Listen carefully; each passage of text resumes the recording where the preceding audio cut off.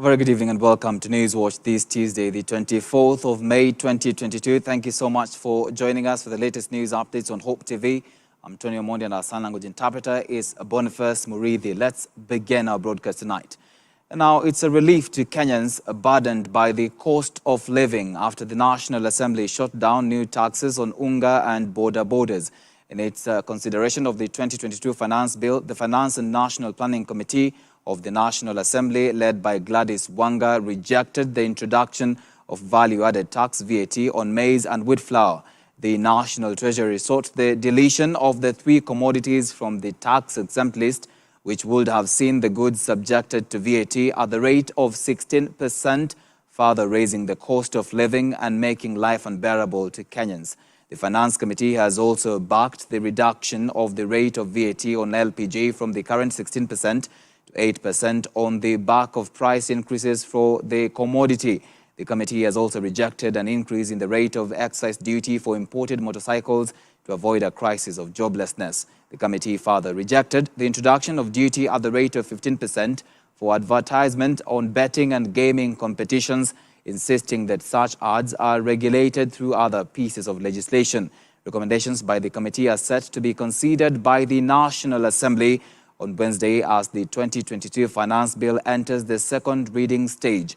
If adopted, the recommendations will form part of the 2022 Finance Act, which is to be approved by the House later next month. The rejection of the controversial tax proposals is expected to reduce new revenues nettings for the Exchequer. The National Treasury, through additional taxes, aimed at raising 51.6 billion shillings in additional revenues across the 2022-2023 financial year.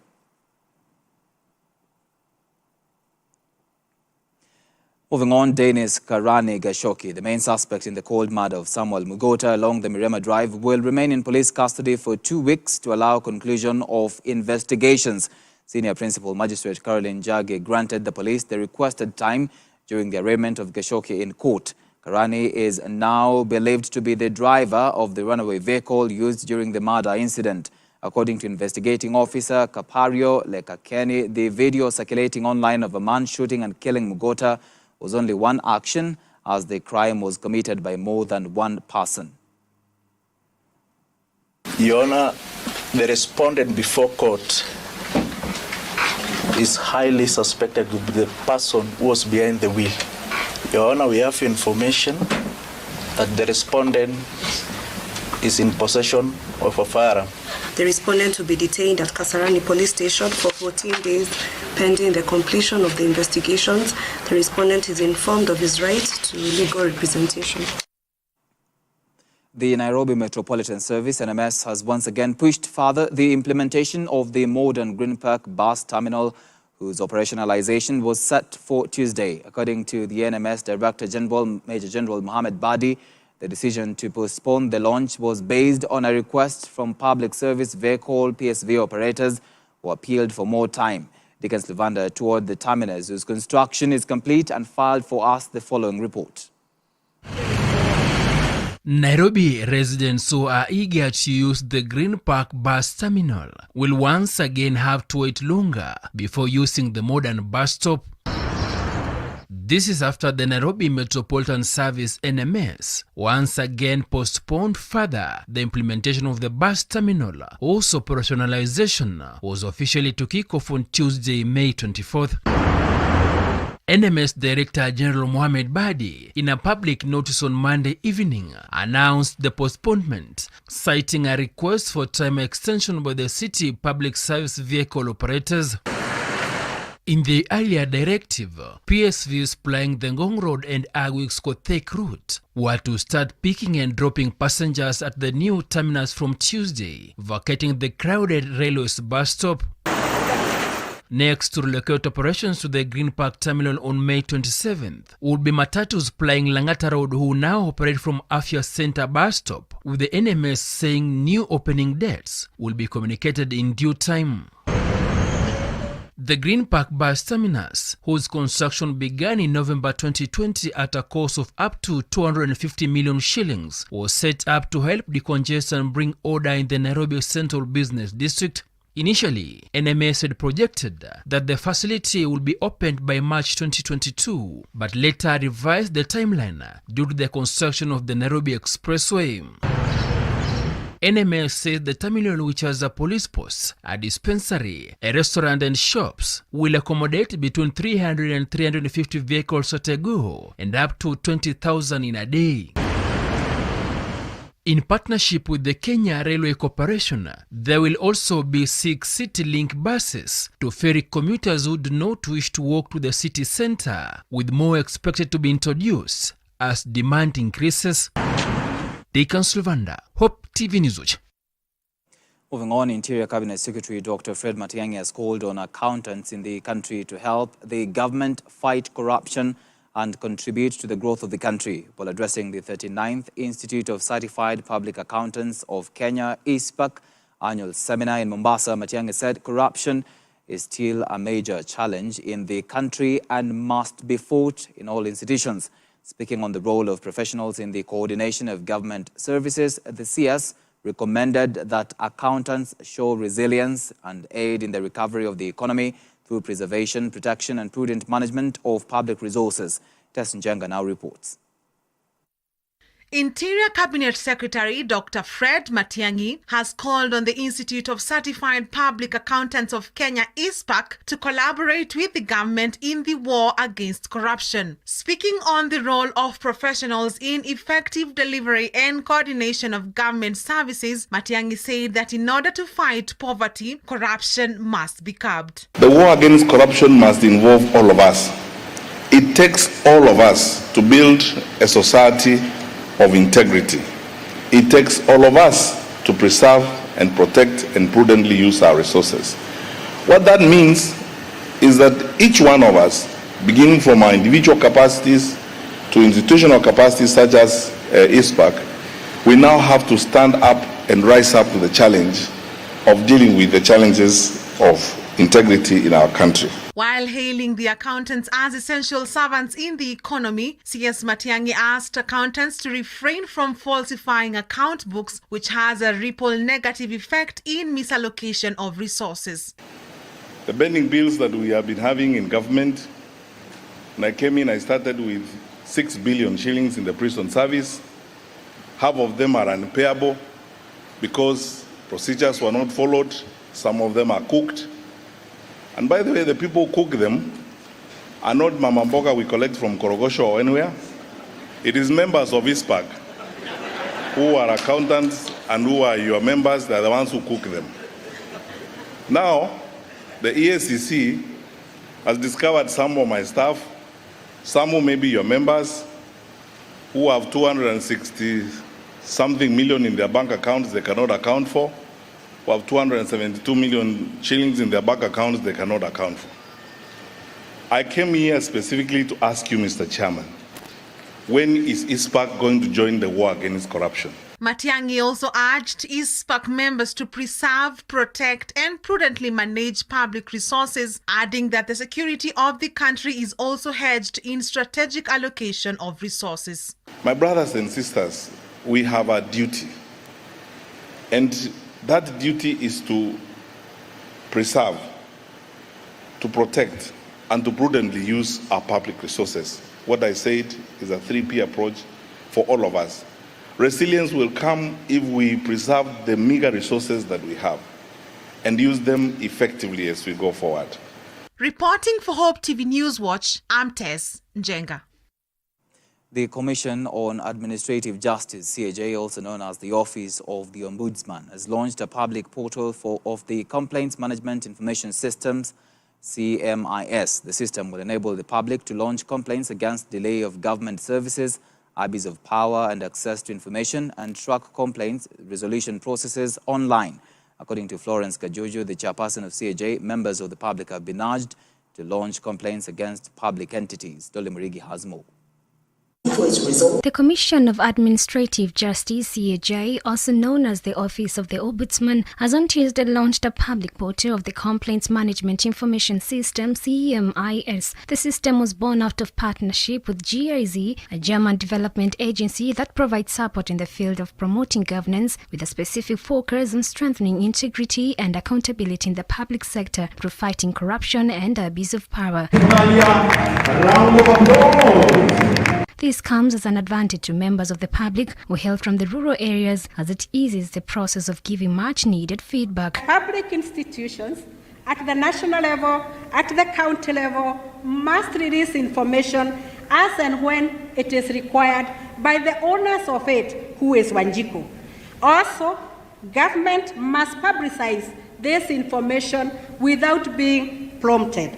Therefore, access to information is a fundamental right, and it is hinged upon the requirement that every Kenyan citizen must be facilitated to get information which is timely, accurate, and in the format it is required for. We are asking the citizens to be able to get into our portal.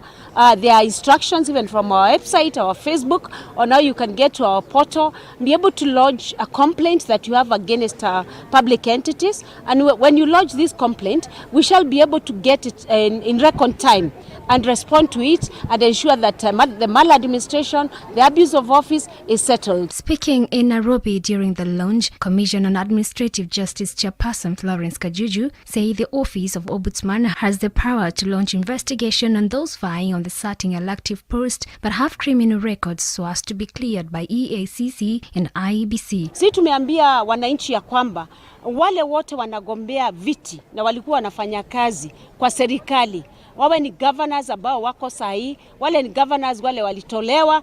Sasa sisi tunafanya clearance kama Office of the Ombudsman. Na sahi sasa tumeclear wengi sana. Wale wamefanya application kwetu kulingana na ile register, sababu tuko na register ambayo inaonyesha kama wewe uko unfit kuhold public office ama unaweza kuwa cleared by the Ombudsman. Kwa hivyo tunafanya hivyo ndio tuweze ku-advise IEBC. However, technology has been termed as a key factor which will enable fast access of information between the office and the common mwananchi, as they have been given supreme power to put the government in check by releasing information. Technology is the key. We have discovered the same in the judiciary, where now we have harnessed technology, the public can access our services easily, and also we who make the decisions are finding it much easier to make the decisions and to deal with the backlog much faster than if we did not have the technology. Dolly Merigi, Hope TV, Nairobi. The Intergovernmental Authority on Development, IGAD, has held its third conference of the qualification framework in Nairobi, which has brought together 3 representatives from each member state with the aim of designing and implementing a regional qualifications framework to support integration of refugees, host communities and returnees into national education and training systems in the region. IGAD targets to have all its member states build requisite skills and competencies in all sectors of the economy and society via TVET and related training programs by 2030. As Kennedy Kimani now reports, the regional education policy framework seeks to address the concerns of IGAD member states by advocating for accessible, equitable, relevant, inclusive and quality education. The Intergovernmental Authority on Development, IGAD, has held its third conference of the qualifications framework in Nairobi with the aim of designing and implementing a regional qualifications framework with special emphasis given to the education of marginal population groups. The vision of the IGAD Regional Education Policy Framework is to promote a vibrant system of education anchored in social, cultural, political and environment realities in the region.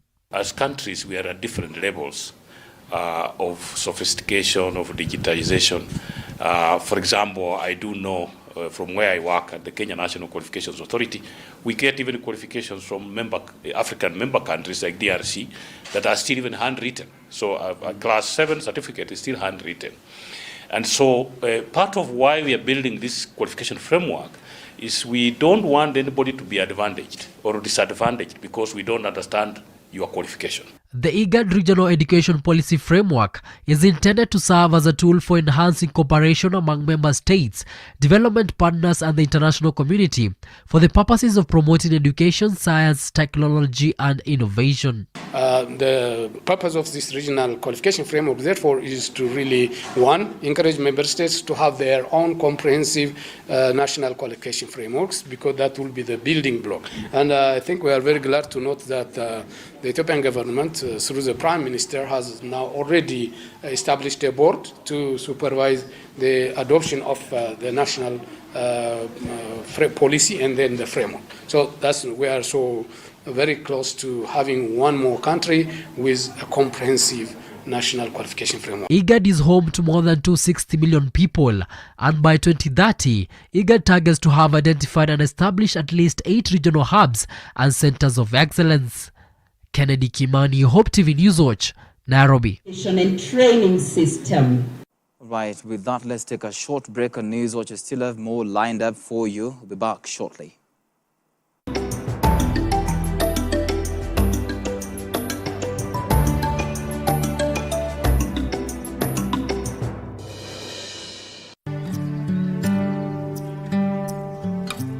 Join John Carson every weekday as he takes us on a journey through the Bible. Whoever shall seek to save his life, if you go back to living for yourself, you're going to lose it. But whoever shall lose his life, give up his life for my sake, he shall preserve it. Enjoy interesting, knowledge-packed, yet simple teachings through his humor and in-depth understanding of God's Word. The last people that tried to put God in a box, literally, he rose again. He wouldn't stay in their compartment.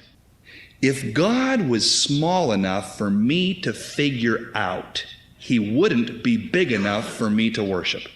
Tune in to Hope TV for John Carson every 10 p.m., 4 a.m., and 10 a.m. weekdays on Hope TV, where you look and live.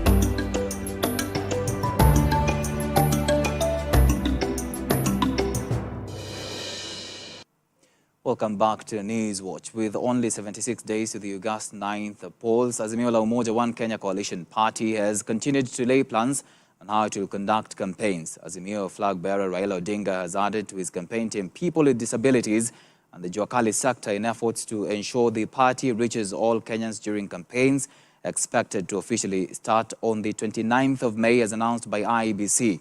Odinga promised to promote inclusion of people with disabilities if he clinches the seat. Grace Ongoi reports.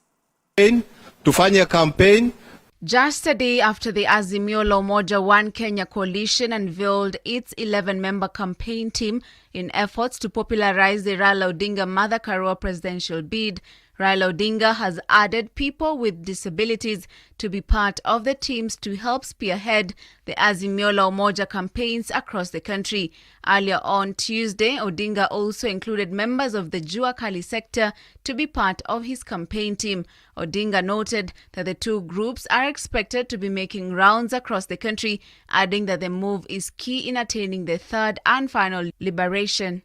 We will work together with the people with disabilities, because there's a big potential, and we are determined to ensure that each and every Kenyan is given an opportunity to make a contribution to the development of our country. People with disabilities have been demanding to be included in leadership positions and be allowed to compete on a level playing field.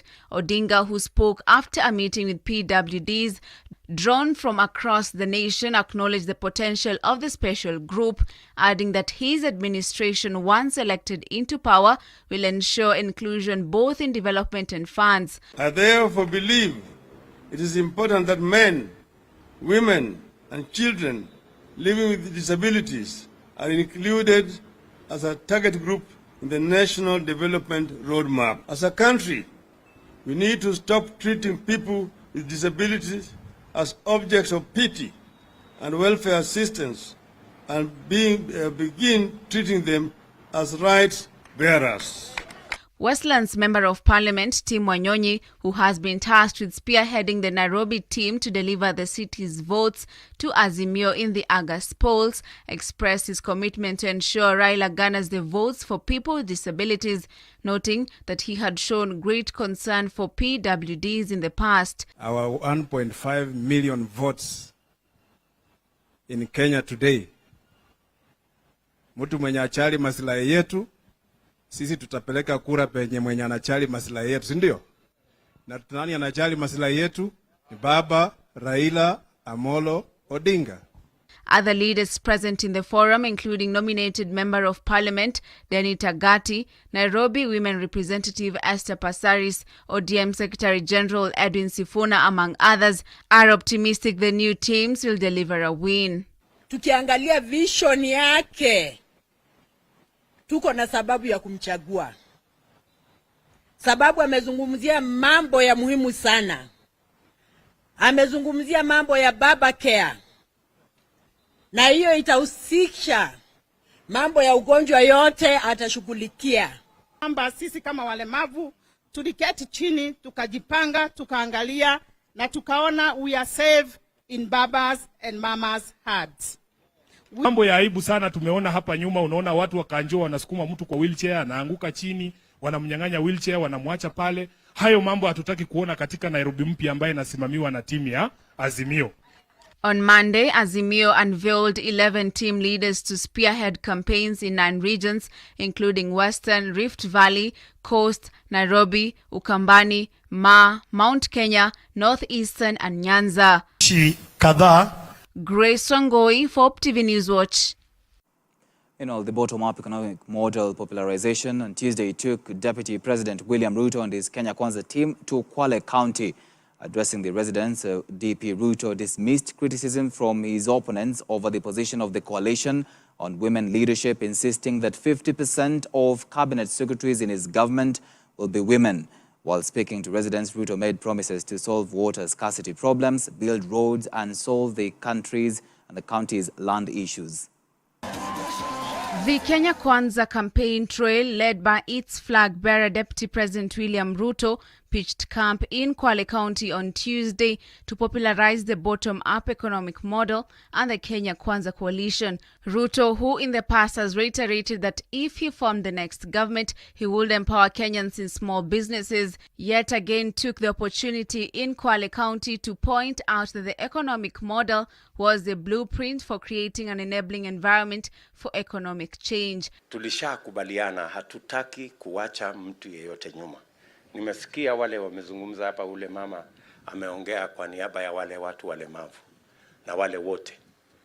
Wale wanyonge kati yetu ni lazima tuwashike mkono. We must lift everybody. Hata mkisikia tunasema bottom up, ni kwa sababu bottom up iko kwa Biblia.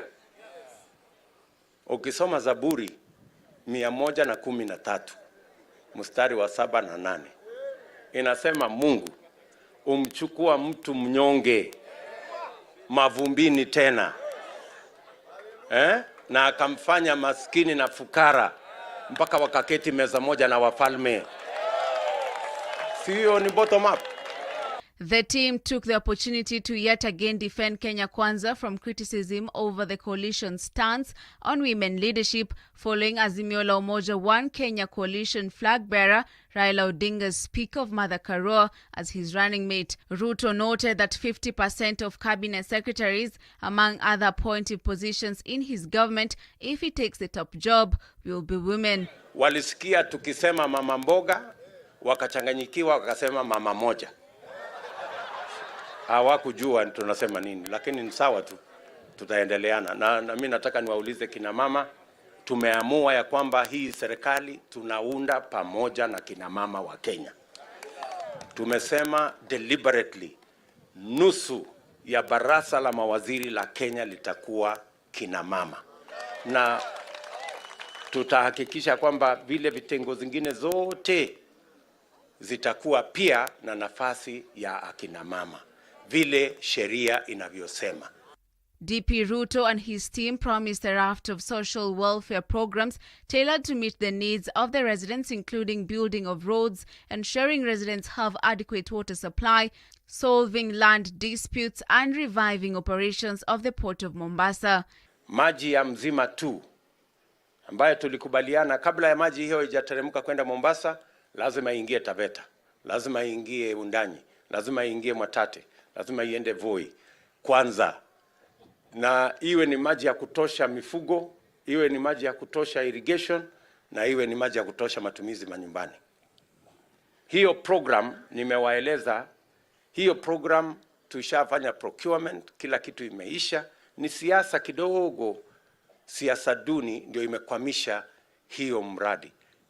100 days ya kwanza hiyo mradi tutakuwa tumeweka sahihi ili ianze, tupate maji ya irrigation, ya matumizi nyumbani, na pia ya mifugo ya watu wa Taita Taveta County. Leaders accompanying Ruto, including Machakos Governor Alfred Mutua, Governor Amason Kingi of Kilifi, Governor Salim Vuria of Kwale, all pledged to rally behind Deputy President William Ruto and Kenya Kwanza, revealing that the solutions for Kenyans' problems could only be found under the leadership of William Ruto. Mheshimiwa Ruto, kwanza pongezi kwa hatua hii, kwa sababu sisi tuna imani hii serikali yako ni ya kweli. Kuongea na mama mboga na bodaboda na kila sekta, jamani, ni unyenyekevu wa hali ya juu sana. Sisi hatutaki tu wizara, tunataka mipangilio kabambe ya serikali ambayo itawezesha yule ambaye atakuwa waziri kutekeleza ama kuangalia shida zetu. Na ndani ya Kenya Kwanza, ile mkataba ambao tumeweka na Mheshimiwa William Ruto, it does not matter who becomes the Minister for Lands. Shida ya pwani itataluliwa. William Ruto huyu nimemfahamu. Ni mtu ambaye ana roho nzuri. Ni roho nzuri, anawasaidia watu. Yeye hana uongo na utapeli. Ukimwongelesha kama kuna jambo hataki na hataweza kufanya, anakuambia hiyo siwezi, hakudanganyi. Ni mtu straightforward. Mnanipata watu wangu? William Ruto pia nimeona ni mtu hana chuki. Huko anasema hana chuki, ni mtu wa furaha saa zote. Hana uasma na mtu yeyote. Grace Wangoi for OpTV Newswatch. Let's now move to the counties. Siaya Woman Representative Dr. Christine Ombaka now says that 4 funds operated by the government to uplift the vulnerable from poverty should be collapsed into one and put under the office of the County Woman Representative. Ombaka says the Youth Enterprise Fund, Women Enterprise Fund, Weather Fund, and the National Government Affirmative Action Fund should be put under one management to benefit more people in rural areas. Ombaka was speaking at Sidundo Trading Center in Usonga location, Siaya County, after officially opening a multi-million shilling open-air market constructed by the National Government Affirmative Action Fund. The government should put more funds in GAF and WEZO and Youth Enterprise Fund and Women Enterprise Fund, because it's going a long way. Maybe what the government should now do is to collapse all this money into one and give it to women reps to handle it. Because all the time, every 3 or 4 months, I'm disbursing funds to the youth. It's constant. Only that it is too little. So many youths are forming groups, but we cannot sustain the business. We cannot give them the money all the time. Some of them miss to get it. The demand is also very high because the young people and the women are realizing that they need to do business. So the more they realize that, the more funds we need to support them. Religious leaders in Narok County have called on residents living in the volatile Kararo area, Transmara West Sub-County, to use alternative dispute resolution methods to resolve conflicts instead of engaging in chaos. Narok Pastors Fellowship Chairman Bishop Peter Nakola said the recent tension witnessed in the area where the residents differed on land boundary could be addressed better if they used the right channels. Two Maasai clans that live in the area have in the past differed on land boundaries that turned bloody. The recent tension was triggered by the burning of a mature sugarcane plantation belonging to an individual, causing tension in the area. The security team, led by Transmara West Sub-County Deputy County Commissioner Hassan Noor, held a security meeting in the area and promised to resolve the land boundaries issues immediately. The spiritual leader spoke when the religious leaders met with aspirants from all the political sides and county security team, led by County Commissioner Isaac Masinde, to discuss peace matters in the county during this electioneering season. Na tuko pia na mambo ya Ngararo ambayo vijana pale wameanza kupigana. Na vita hizo kati ya jamii mbili ama two warring clans sio kitu nzuri, hasa wakati huu wa elections, kwa sababu hiyo kitu itaendelesha uhasama na watu wanaweza fikiria kwamba Narok County kuna vita, na tungependa hao watu waachane na mambo ya vita. Hiyo mambo ya vita imeanza kidogo huko, na ningeomba mimi kama mkazi wa hapo na kama mmoja wale ambao wanatafuta kiti ya bunge eneo hilo ya kwamba naomba amani. Sisi ni mandugu na vita haisaidii chochote. Kama kuna jambo lolote ambaye imekera watu hapo, serikali iko, viongozi wako, bishops wako, naomba watatue kwa amani.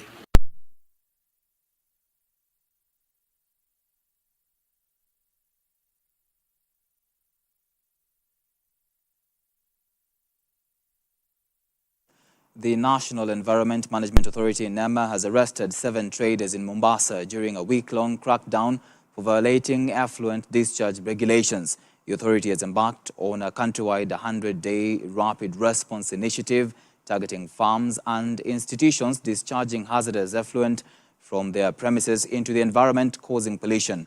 NEMA Coast Regional Director for Environment, Washira Bore, said that the crackdown was aimed at creating awareness and ensuring that farms comply with Environment Management and Coordination Act.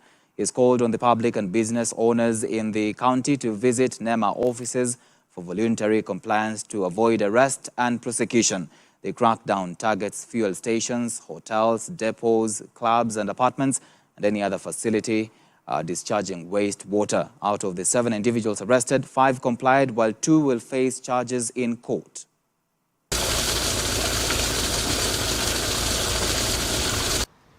We want to urge the public to and the owners of these facilities and other facilities in Mombasa to go for voluntary compliance. We don't need to come here and arrest you so that you can comply and protect the environment.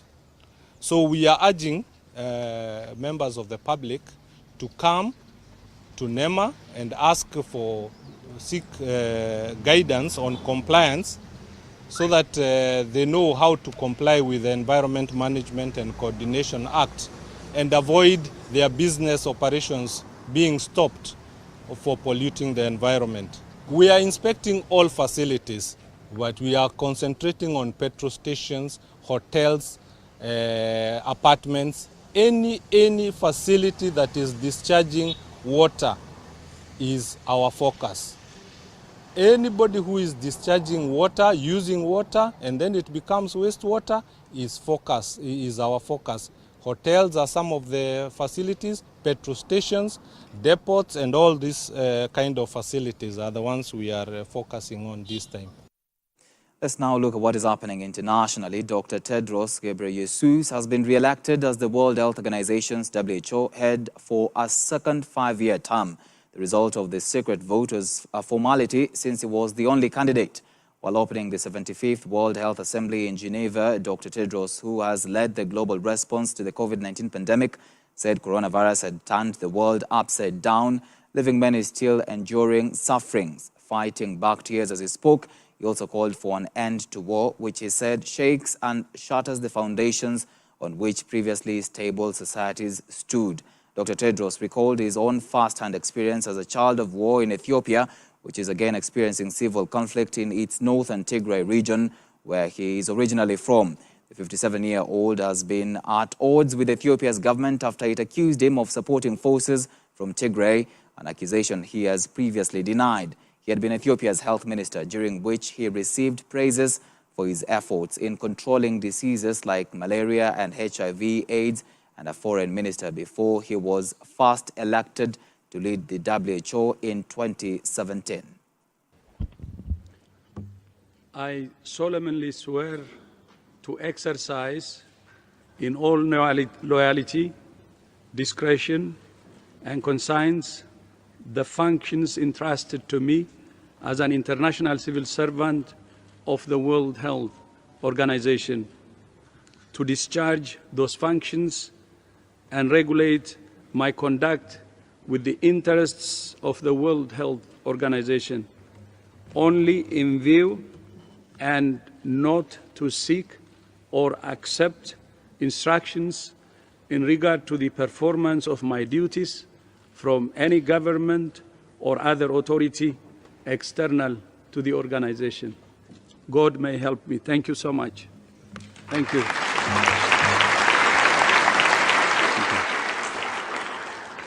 But this recognition is not just for me. By and large, I even believe it's a recognition for the whole WHO family, my colleagues, my team. Thank you for your confidence. Thank you. Very humble. Thank you. And thousands of people have fled as fighting between the Congolese Army, FARDC, and M23 rebels continued in the territory of Nyiragongo, near Goma, the capital of North Kivu. Emptying their homes, citizens took off in the direction of Rugari in the north or to Kibati, south of Goma. On Sunday, the United Nations denounced a deliberate M23 attack on peacekeepers and the armed forces who they said responded in accordance to their mandate. Local authorities believe that the latest attack in a village called Buhumba was the work of the M23 rebels who came from the border with Rwanda. On Monday, the Rwandan army accused the Congolese forces of having launched bombs into its territory and requested an investigation. The spokesman for the governor of North Kivu has denounced it as a dramatization of the situation by the Rwandan armed forces. The M23 is a former Tutsi rebellion defeated in 2013 by the armed forces of the DRC, which reappeared at the end of last year.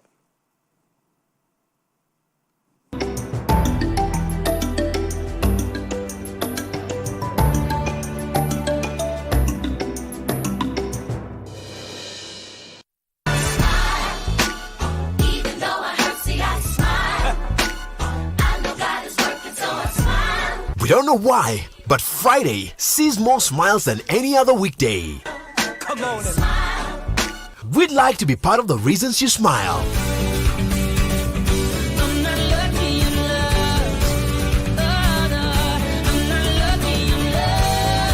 Every Friday at 11:30 a.m. on Hope Junction, we play the latest jams plus your requests. This is my God, my strength and song. Be glorified.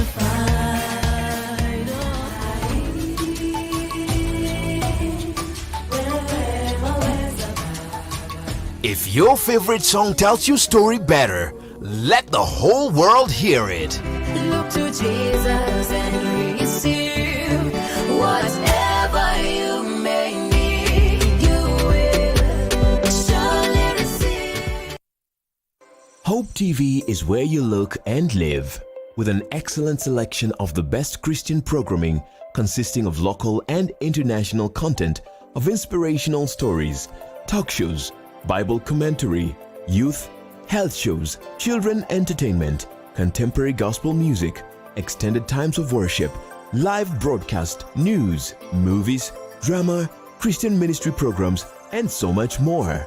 Hope TV is another quality service from Christ is the Answer Ministries, with over 45% of authentic and credible local content every week. Hope TV is a sister station to Hope FM, Kenya's leading Christian radio station, with footprints across the country. Tune in to Hope TV, where you look and live.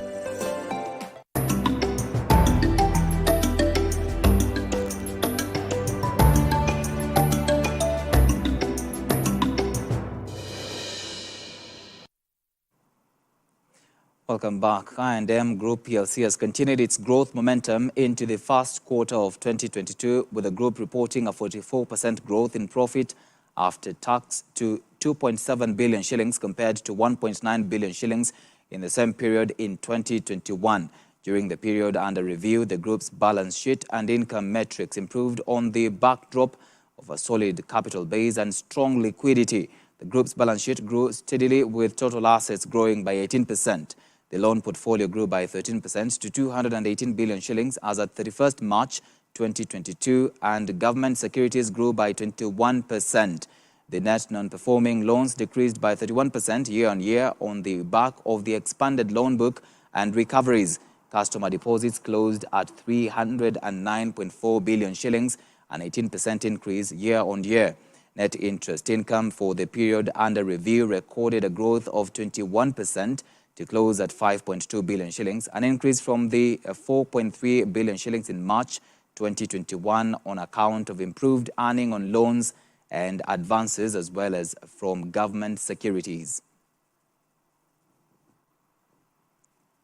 And Faulu Microfinance, a bank, has launched a contactless card to allow users to tap and pay on the go. While giving his remarks on the launch of the new cards, Faulu Bank Microfinance Managing Director Apollo Njoroge said the bank has increased its security features for fraud detection, giving confidence to its clientele countrywide. The 3D Secure is held for its fraud detection, intelligence, and acceleration of digital transactions with a fast and secure authentication. This Visa Platinum card is to actually celebrate and esteem our customers because it has wonderful features, very good security features that allow them to transact in a very, very secure and safe environment. This card will allow them to do local purchases, any local usage, international travel. When they go, they can be able to use it. The tap function is an additional security feature that has been embedded on this card that allows these customers to be able to transact in a safer environment. Those additional 3D features, what we call the 3D features, allow the customers to be safer as they go online doing their own internet purchases. The Kenya Marine and Fisheries Research Institute, KMFRI, has embarked on research on fish farming in arid and semi-arid lands, soils, among other areas across the country. KMFRI Board Chairman John Safari Mumba said on Monday that research had shown that the blue economy can benefit areas with little or no rain as long as water is available. Mumba said this in Goshi, Ganza Sub-County, Kilifi County, where he officially launched 8 community fish ponds at Kavunzoni area, where a Belgian charitable organization known as Kitanda sank a 130-meter borehole. Fish farming projects carried out through the Economic Stimulus Project in the country between 2009 and 2013 failed to bear fruit due to inadequate research, while also communities failed to embrace the projects. Mradi huu wa samaki wengi walikuwa na ati kwamba samaki hawezi kuishi sehemu za huku, lakini kusema kweli kupitia Kemfree utafiti waliofanya na pia kupitia zile juhudi zao walizokuwa wanatupatia kutufundisha mara kwa mara, hivi sasa Kavunzoni, Goshi, Mkuluni, Mitsezini, Goshi kwa jumla tuko na samaki hapa. Na hii ni fursa moja kubwa sana ambayo inaweza kutusaidia hata kuanza kusafirisha hawa samaki nchi za nje. Kwa sababu ukiangalia zao ambao liko hapa Kavunzoni leo, na kama linaweza kupatiwa shime zaidi na serikali gatuzi na ufadhili wa kisayansi na kiufundi tofauti kutoka kwa shirika ambao limebobea kwa masuala hayo, ambao serikali kuu inapeana pesa kwa masuala kama hayo, nina imani kuu sana ile njia ya zamani ambao watu walikuwa wakisema kwamba sehemu kame zinastahili kupelekewa chakula, zinaweza kuwa za kwanza kutoa chakula katika sehemu kame kupeleka zile sehemu ambazo zilikuwa na zinasema ziko na chakula. Kazi yetu kama taasisi ni kuleta ule unjuzi, technical know-how katika jamii, ili katika hii blue economy tunaita uchumi samawati tuweze kuendeleza katika hii ukanda wa pwani. Tumeweza katika utafiti wa wanasayansi wetu kuona kwamba inawezekana kuweza kufuga samaki katika maeneo kame This is only possible what you see here today through partnership that we could have. The water department was very supportive. Their geologists came on the ground. We worked together. They even helped us and supported us with water tanks and with water pipes. We had support of the Office of the Member of Parliament. We had support from the chiefs. We had support in so many ways. So we are so impressed that this was only possible through these partnerships.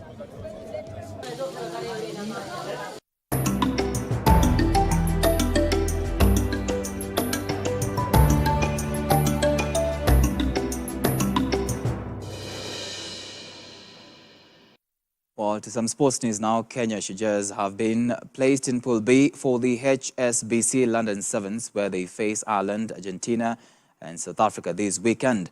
After a bad performance in Toulouse, where they picked up 1 point, Shujaas Chargers will open their campaign against the Flying Ireland. Ireland reached the final in Toulouse before losing to Fiji. Shujaas will thereafter take on Argentina, who topped the overall standings before tackling Botswana of South Africa in their final pool match, dubbed African Derby.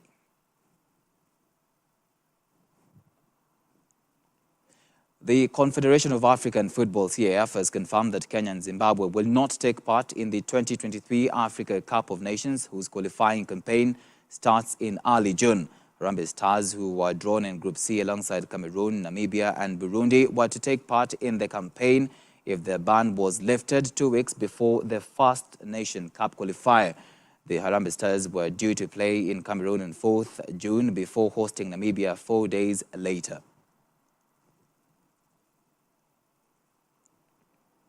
All right, with that, we've come to the tail end of our bulletin tonight. Many thanks for staying with us this far. Till next time, God bless. I'm Tony Omoni, and our sign language interpreter has been Boniface Murithi. Have a blessed night.